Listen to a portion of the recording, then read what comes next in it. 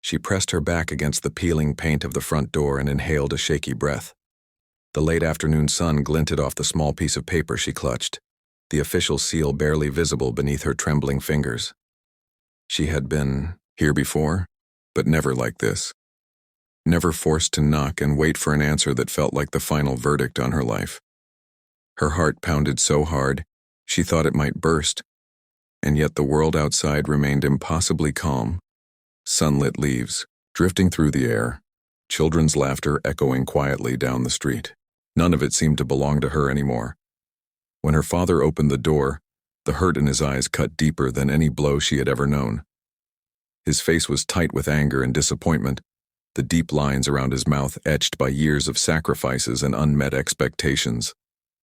His brow furrowed as he saw the thousands of questions dancing behind her own wide eyes. The words he chose were cold, sharp. "You're pregnant." Those words weren't spoken. They were screamed. She swallowed, her throat dry, but no sound came. The brittle silence between them crackled. He gestured with one rigid hand, his voice low, controlled, but dripping with accusation. "Don't come back here again." It was more than a sentence. It was a sentence to exile, despair, and every unknown danger that awaited her beyond the safety of home. She left without another word, her fingers slipping from the doorknob as if let go by unseen hands. The paper fluttered to the ground and she didn't dare retrieve it. She ran before he could change his mind, tears blurring her vision as she fled into the late afternoon light. In the weeks that followed, the city swallowed her whole. She drifted between motels, half living on borrowed, spare change. The faint murmur of rain drumming a sorrowful lullaby on cheap tin roofs.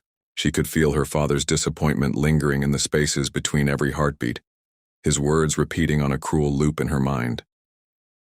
In the mirror, she started to forget who she once was. Daughter, honor student, star pitcher on the Yo high school softball team.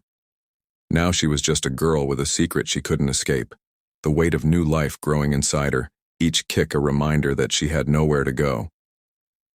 At 3 months, she started looking for work.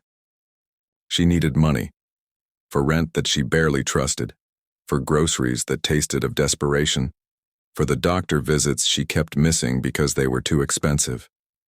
The late autumn sun cast long shadows as she walked down crowded sidewalks, sewing her fears into the quiet folds of her coat. She found a job washing dishes in a dingy cafe on the wrong side of town and realized that people like her existed in numbers she had never imagined, women who carried the world on their shoulders and never let anyone see how badly their backs hurt. She did her job without complaint, scrubbing plates until her knuckles bled, the heat of the dishwasher cabinet pressed against her thighs like a mocking whisper of warmth she no longer felt. Each night she fell asleep in the cramped apartment she rented with 3 strangers she barely knew, the spring in her step gone. But in the sanctuary of her tiny bed the baby stirred, tiny flutters that reminded her that hope still existed, fragile as it was. In a rare moment of courage, she visited the clinic, hidden behind the graffiti-scrawled walls of a medical building. The nurse was kind, her voice gentle, but the question that escaped her lips sounded like a rope coiled around her throat. "How far along are you?" The nurse's eyes softened as she showed her the ultrasound monitor. A small flicker of life danced across the screen and the nurse murmured, "There's a heartbeat," and then, "I'm sorry, but you need to make some decisions." Decisions. She had never felt more alone. December came with its piercing wind and early dusk. The city's festive lights flickered like false promises. Her stomach curved into pain each time she thought of her father packing her things into boxes, his measured words leaving her no room for argument. He had believed she was unmarried, irresponsible, unworthy. She had believed herself broken beyond repair. The baby, however, did not care about judgments. She carried him into the small apartment she shared with 2 other women, a thick coat draped over her rounded stomach. They welcomed her with quiet understanding. Women who had made their own mistakes found their own ways out of darkness. Together, they cooked meals that tasted of kindness and laughter. She worked her second job at a dry cleaner's, folding shirts that smelled of starch and lies she no longer believed. As the weeks passed, her father's face haunted her dreams. She saw him in every stranger's expression. Painful, contrite, regretful. She longed to tell him everything, but pride and fear held back her words. What if he refused to see the truth? What if he demanded she give up the baby? She could not bear that. One afternoon in late January, she walked past a small bookstore with a neon open sign buzzing in the window. Something drew her inside, maybe the warmth or the sudden hush. She wandered between shelves until a battered copy of Dr. Martin Luther King's speeches caught her eye. She flipped through it, reading about courage, sacrifice, love. Tears pricked her eyes as she recognized herself in those words. She bought the book with her last $5. At home, she read late into the night. The baby kicked. She traced the swell of her stomach and whispered promises. I will protect you. I will give you everything I have. She saved each extra dollar she could. She paid the clinic for monthly checkups, made sure she stayed healthy enough for the baby she barely knew but loved with every inch of her heart. She knitted tiny hats and booties, humming lullabies from her childhood. She dreamed of a life where her father would be proud of her again. Then the letter came, addressed to the apartment postmarked from her hometown. Her hands shook as she tore it open. Her father's handwriting was unmistakable, looping and deliberate. Inside, a single sheet. I was wrong. I've been a fool. Come home. We need to talk. She folded the letter and tucked it into her pocket, as if hiding a fragile promise that might shatter if poked.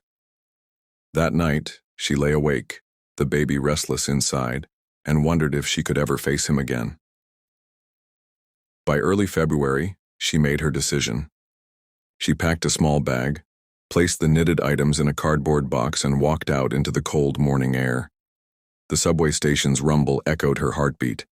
She gripped the letter tight. She told herself she was ready.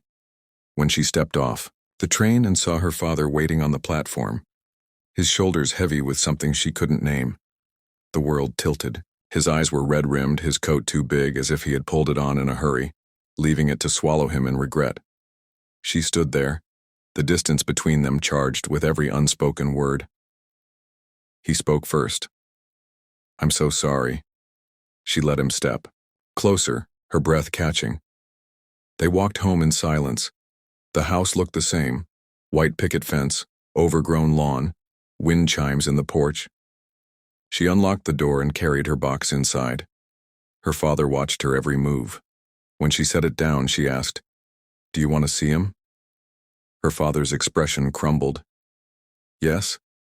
She took the items and laid them on the kitchen table like a ritual. She pulled out the hats, the booties, the tiny blanket. He picked them up as though he might break if he touched them too hard.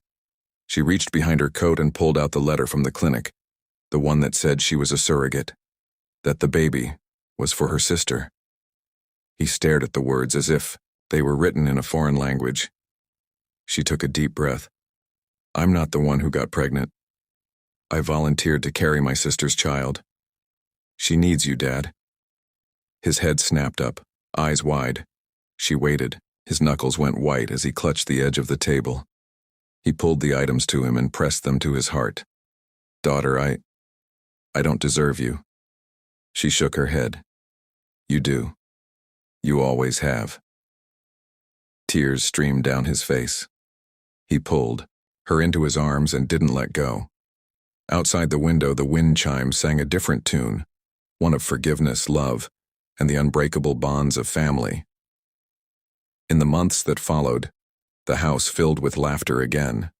Her sister arrived with her new husband and their child, and the tiny apartment felt impossibly small for so much joy. Her father was there through every diaper change. He sang lullabies in the hallway, and he never referred to her as anything but his hero. Long after the winter thawed, after the world bloomed green again, she sat on the porch with her father, the two of them watching the sunrise. He reached over and took her hand. Thank you, he said, for saving us all. She smiled, the morning light kissing her face, and realized that sometimes the most shocking miracles come from the darkest moments, and love, unconditional and fierce, can heal even the deepest wounds. She pressed her hand over her heart and whispered, "I love you, Dad."